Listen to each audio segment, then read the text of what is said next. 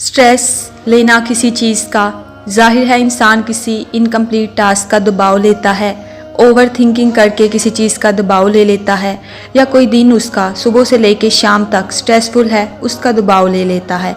हो सकता है कि ये दबाव एंग्जाइटी में तब्दील हो जाए और इंसान का दिल घबराए और जाहिर है कि इंसान का कुछ करने का दिल ना करे। इसी तरह खौफ जुड़ा हुआ है एंग्जाइटी के साथ। इसी तरह अनसर्टेनिटी जुड़ी हुई है।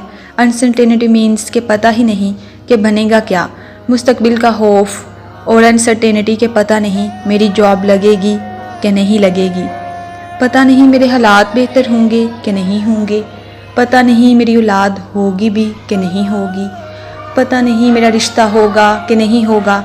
इसी को लेके बैठे रहना, फिर वो चीज़ एंग्जाइटी इख्तियार कर जाती है। फिर कोई इनकम्प्लीट टास्क है, इसकी एंग्जाइटी हो सकती है क्योंकि ये एक इंटरनल चीज़ है एंग्जाइटी, तो आपको पता भी नहीं होता कि किस तरह से अटैक कर गई, क्योंकि हमारा जो अनकॉन्शियस माइंड है, जो ब्रेन का लाशऊर पार्ट है, वो बहुत सीक्रेटली एक्ट करता है। इसीलिए पॉजिटिव ख्यालात और पॉजिटिव सोच बहुत मैटर करती है।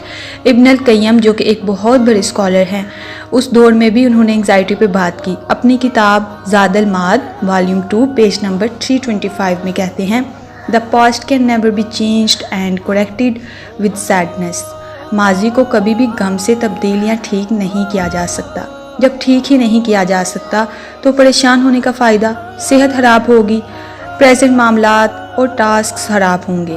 वो कहते हैं बट रैदर विद कंटेंटमेंट, गिना यानी राज़ी होना, ग्रैटिट्यूड यानी हम्द, अल्लाह की नेमतों पे राज़ी रहना, पेशेंस यानी कि सब्र, and the firm of destiny, ईमान बिल कदर, and the verbal recognition that everything occurs by the decree of God.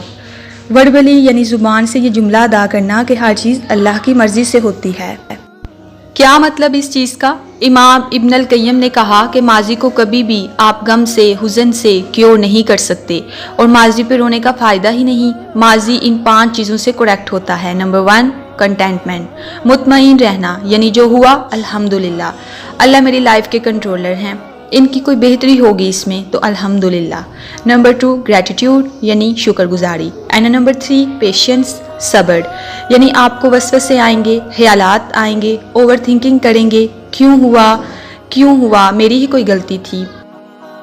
आप कैलकुलेशंस लगाने बैठ जाएंगे, क्यों हुआ, ऐसे क्या होगा, फ़ायदा क्या है कैलकुलेशंस लगाने का, अपनी ही सेहत खराब करेंगे, जो होना था हो गया, इस पे इतना ज़्यादा सोचने का मकसद क्या है। तो सब्र, खामोशी, ठीक है अल्हम्दुलिल्लाह, ग्रैटिट्यूड, कंटेंटमेंट, मैं राज़ी हूँ, अल्लाह की रज़ा में मैं राज़ी हूँ, एंड द नंबर 4 ईमान बिल कदर, यानी अल्लाह की कदर है, मैंने अपनी पूरी कोशिश की, चलो मेरी ही किसी गलती से हुआ, अब तो हो गया, माजी था, अब मुझे हाल का देखना है और मुस्तकबिल इंशाअल्लाह अल्लाह ताला संभाल लेगा।